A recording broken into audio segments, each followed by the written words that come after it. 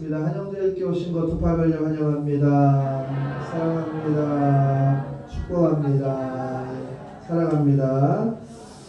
감사합니다. 오늘 1월의 두 번째 주일을 우리가 맞았습니다. 1월의 두 번째 주일을 맞고 다니엘서 1장의 말씀을 통해서 신앙생활을 어떻게 지혜롭게 해서 승리하는 자가 될 것인가, 신앙생활을 어떻게 지혜롭게 할 것인가를 좀 고민해 볼 필요가 있다라고 생각을 하고, 또 이제 저녁 예배는 오직 예수 그리스도의 이름으로라고 하는 제목 두 개를 연동해서 오늘 본문과 저녁 예배의 본문을 연결 지어 봤습니다.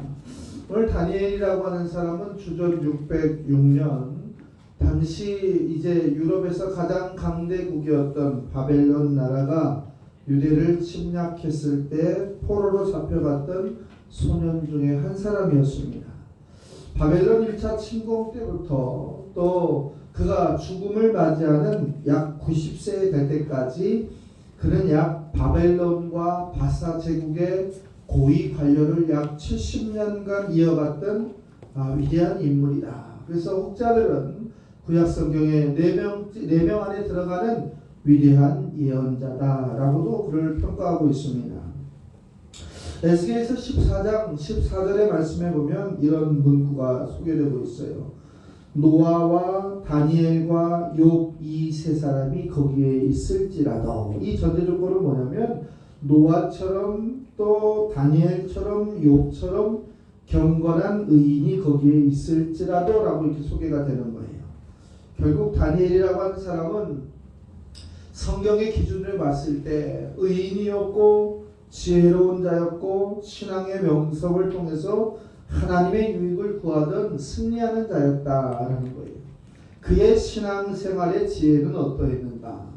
또 그를 통해서 우리는 오늘을 살아가는 우리는 무엇을 결심할 수 있는가라는 것을 세 가지로만 볼 수 있도록 하겠습니다. 첫 번째 보면 이 다니엘은 신앙의 지혜의 가장 처음을 뭐라고 했냐?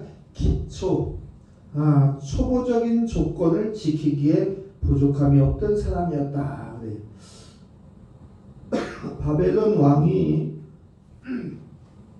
예루살렘을 침공하고 많은 사람을 죽이고 불태웠습니다. 그리고 필요한 인적 자원을 제한적으로 데리고 갔는데 다니엘과 그 친구가 함께 이제 끌려갔던 현장이었어요. 왜 이 바벨론에서는 젊은 유대의 소년들을 데리고 갔는가, 포로로 데려갔는가 라고 보면 당시 바벨론 제국의 청년들은 술과 여자와 또 많은 정신적 기반이 흔들려가면서 국가는 지금 힘이 있으나 지속적인 유지 능력이 없다라고 하는 판단 때문에 다른 나라에 있는 젊은 친구들을 3년씩 4년씩 재교육을 통해서 이제 자기 나라의 백성으로 삼는 그 정책으로 그들을 데려갔어요. 결국 포로로 선발돼서 갔다라는 것 자체가 다니엘은 이미 지혜자였고 쓰임받을 만한 제목이었더라라는 거예요. 다니엘서 1장 5절의 말씀에 보면 이 다니엘에게 무엇을 주었느냐? 그 나라의 왕이 먹던 진수성찬과 포도주를 먹게 했고, 그리고 그들에게 필요한 일용할 양식들을 매일같이 되어줬는데 그 기간이 3년이었다라는 거예요. 그런데 오늘 우리가 읽은 본문은 무엇이냐면 그 정한 음식을 거부하는 다니엘의 모습을 바라본다라는 거예요. 8절의 말씀에 보니까 다니엘은 뜻을 정하여 왕의 음식과 그가 마시는 포도주를 먹지 아니하였다, 이렇게 환관장에 구하였다, 이렇게 소개되고 있어요. 자, 이스라엘 백성들과 또 다니엘은 무엇을 지켰냐면 당시 구약의 율법을 지켰다라는 거예요. 구약의 율법은 부정한 음식과 부정하지 않은 음식으로 구별되어 있었습니다. 실제 이스라엘에 가면 호텔에서도 코셔라고 하는 성경에 나와 있는 이제 어류, 육류, 또 이러한 제한적인 것만 먹어야 되는 절기가 있고 식당이 있다라는 것을 지금도 그들은 그것을 유지하고 있는데, 다니엘은 당시 레위기 11장에 소개되고 있었던 먹어도 되는 음식과 먹지 않아야 될 음식을 구별하였고, 또 바벨론 왕이 자기에게 허락했던 음식들은 율법적인 잣대에서도 맞지 않았고, 왕이 정한 음식은 다 우상에게 제사를 지냈고 그 제사의 산물이었던 풍요로운 음식이었기 때문에 율법이 정한 그 음식을 먹을 수가 없었다라고 하는 본인의 신앙의 확증을 가졌습니다. 그 당시에 아무리 좋은 산의 진미라 할지라도 하나님이 금한 것이었기 때문에 다니엘은 그것을 수용할 수가 없었다라는 거예요. 첫 번째 제목이 신앙의 초보를 지켜야 된다라고 이렇게 제가 말씀을 드렸습니다. 먹고 마시는 것은 가장 기초적인 욕구요 생식의 기능이다라는 거예요. 사람도 먹어야 되고 동물도 먹어야 되고 또 밥도 먹어야 되고 음식도 여러 가지를 다 먹어야 되는데, 성경은 먹어야 될 것과 먹지 않아야 될 당시 구약의 율법의 약속을 정하였다라는 거예요. 이 가운데 다니엘은 가장 기초적인 욕구를 스스로 통제하고 신앙에 도움이 되지 않는 하나님의 뜻을 거역하는 그것을 방어하는, 잘라내는 결단을 가진 사람이었다라는 거예요. 사사기 13장 4절의 말씀에 보면 너는 삼가 포도주와 독주를 마시지 말고 부정한 것을 먹지 말지니라. 즉 뭐예요? 부정한 것은 어떠한 것도 입에 대서는 안 된다라고 익혀놓고 있습니다. 잠언 23장 20절 이하에 보면 술을 즐겨하는 자들과 고기를 탐하는 자들과 더불어 사귀지 말라. 만일에 술이 마시지 않으면 죽는 것, 담배가 피우지 않으면 죽는 것, 그리고 이제 부정한 것이 먹어도 괜찮다라고 하는 것이라고 하는 전제 조건이었다면 문제가 안 될 텐데, 하나님은 이러한 것들을 단호하게 거절하고 제지하였다. 그 이유는 뭐냐면 경건 생활을 방해하고 육체의 건강을 해치는 독소가 된다라는 거예요. 사랑하는 성도 여러분, 성경이 금하는 것을 멈출 수 있는 지혜가 새해의 첫해 저와 여러분의 결단의 소망 안에 들어가기를 주의 이름으로 부탁을 드립니다. 하나님이 금한 것, 어린 다니엘은 순종하였다라는 거예요. 우리가 바른 신앙을 생활하고 바른 예수를 믿고 바른 생활의 열매의 결단을 하기 위해서는 아무리 나한테 매력적인 것, 나를 유혹할 만한 그것이 나를 유혹한다 할지라도, 그것이 돈이 되고 물질이 되고 또 명예가 되고 직장이 되고 사업이 된다 할지라도 하나님이 원하지 않는 것이라고 한다면 결단의 모습이 다니엘처럼 가장 기초적인 자리에서부터 이루어져야 된다라는 거예요. 다니엘이 70년 동안 고위 관직의 역할을 하고 이제 총리 대신까지 일을 하면서 국가의 지도자로 쓰임받았었던 기준점은 무엇이었느냐? 신앙의 기초, 하나님이 원하는 것과 원하지 않는 것의 결단선에서 하나님의 생각으로 그의 생각을 날마다 바꿨더라라는 거예요. 두 번째로 보면 이 신앙의 초보, 기초를 지킨 다니엘은 고난을 두려워하지 않았다라는 거예요. 고난을 두려워하지 않았다. 당시 다니엘서 6장에 보면 당시 바벨론은 얼마나 큰 나라였는가 이렇게 보면 국무총리가 셋이나 됐어요. 고위 관직들이 수백 명에 이르렀을 때 얼마나 많은 권력의 분파가 형성되었는가를 볼 수 있는 대목입니다. 다니엘이 이제 왕으로부터 신임을 받고 출세를 위해서 성공의 가도를 달리는 그때를 우리는 고난의 때다라고 이렇게 보는 겁니다.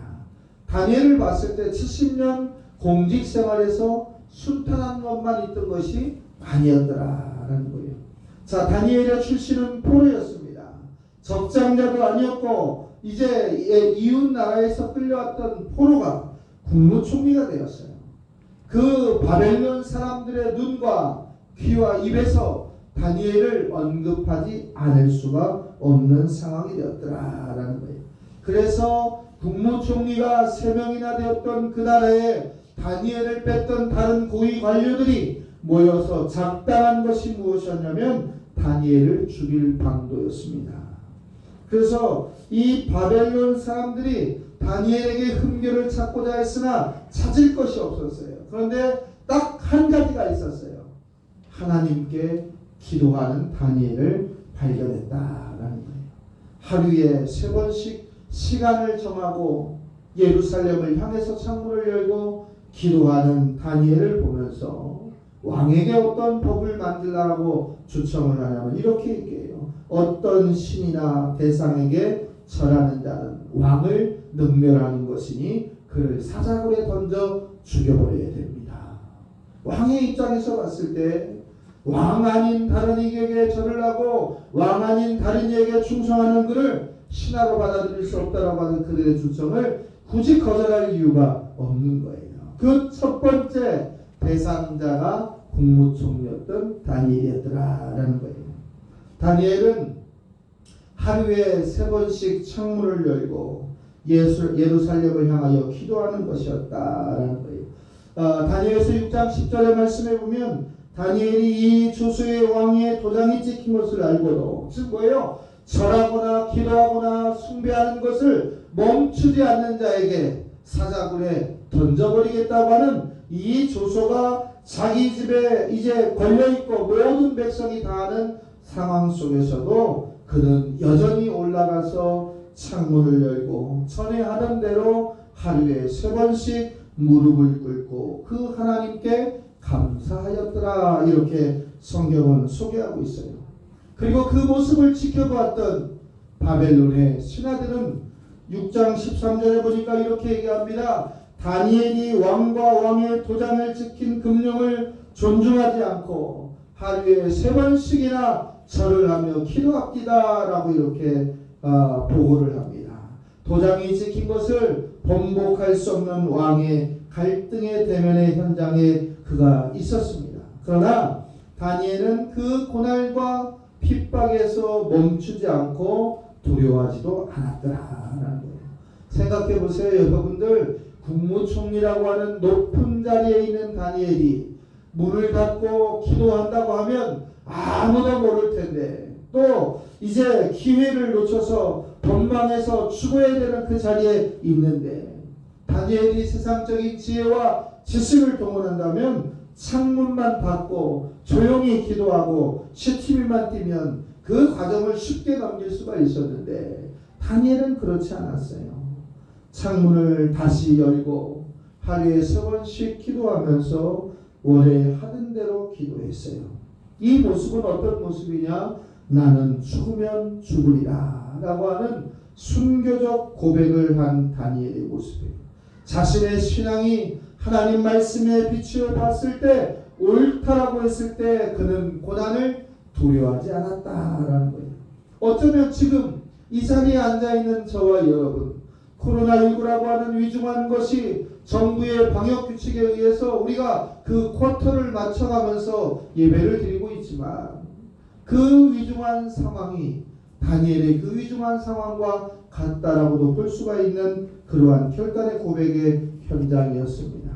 우리 교회의 성도들은 그렇지 않지만 대부분 뉴스와 또 국민들의 평가에 보면 대한민국의 성도들은 이중적인 잣대를 가지고 있다라고 평가를 합니다. 즉 무슨 말이냐? 교회 안에서의 직분자의 모습과 교회 밖에서의 직분자의 모습이 이원해 돼 있다. 즉 뭐다? 변장술에 능한 성도들이 됐다라는 거예요. 그래서 자기가 유리하면 기독교인이고 불리하면 예수와 상관이 없는 사람의 모습으로 보여지고 행하는 자들이 많이 있다라는 거예요. 저와 여러분은 이 양심의 갈등에서 참된 자유를 갖기를 주의 이름으로 부탁을 드립니다. 바울은 나는 범사의 신앙의 양심에 따라 하나님을 섬겼다 그랬습니다. 양심에 따른 하나님을 섬기는 것이 가장 건강한 질서다라는 거예요. 다니엘의 경우를 다시 한번 보겠습니다. 결국 다니엘은 굶주린 사자굴에 던져졌습니다. 굶주린 사자밥에 던지는 그 당시의 문화는 죄인들에게 벌여졌던 가장 혹독한 처벌이었어요.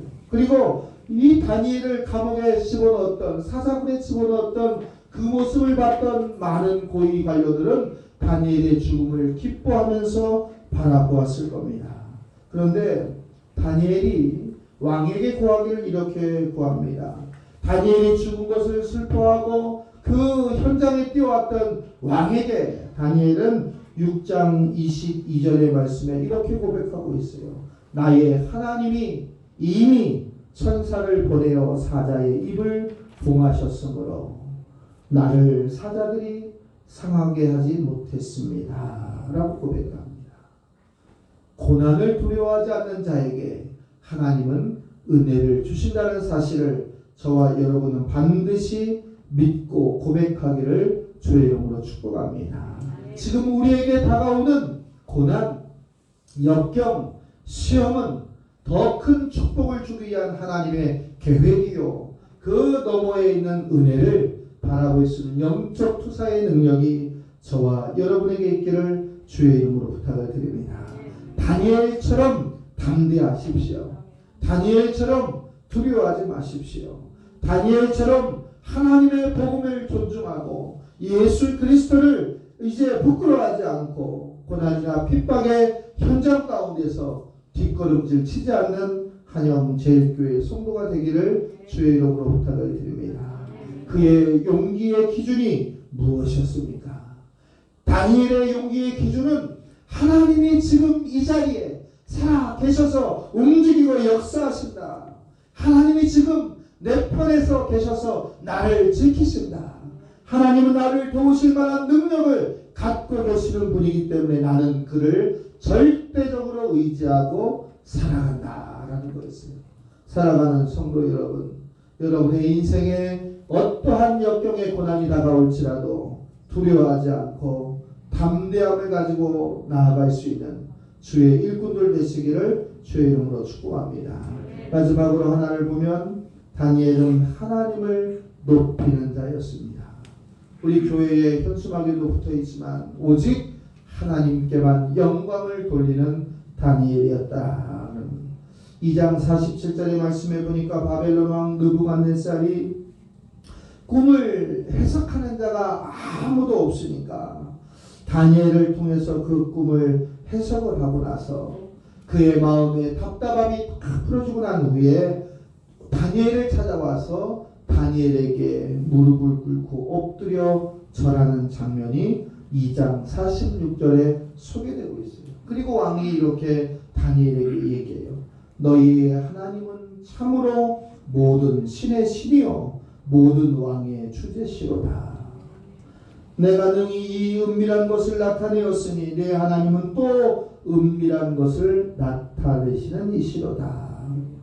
다니엘서를 보면 다니엘이 움직이는 일거수일투족인 모두가 하나님의 영광을 높이는 것이었고 하나님의 살아계심을 증거하는 기준이 되었더라라는 거예요.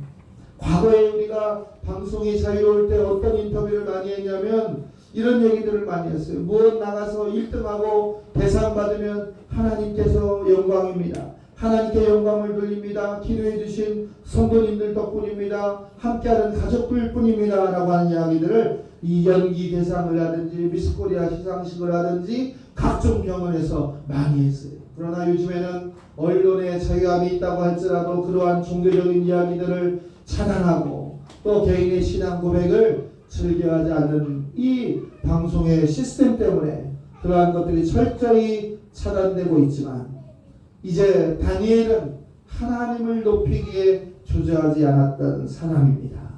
저와 여러분도 하나님을 높일 수 있는 신령한 축복을 받는 성도가 되시기를 주의 이름으로 축복합니다.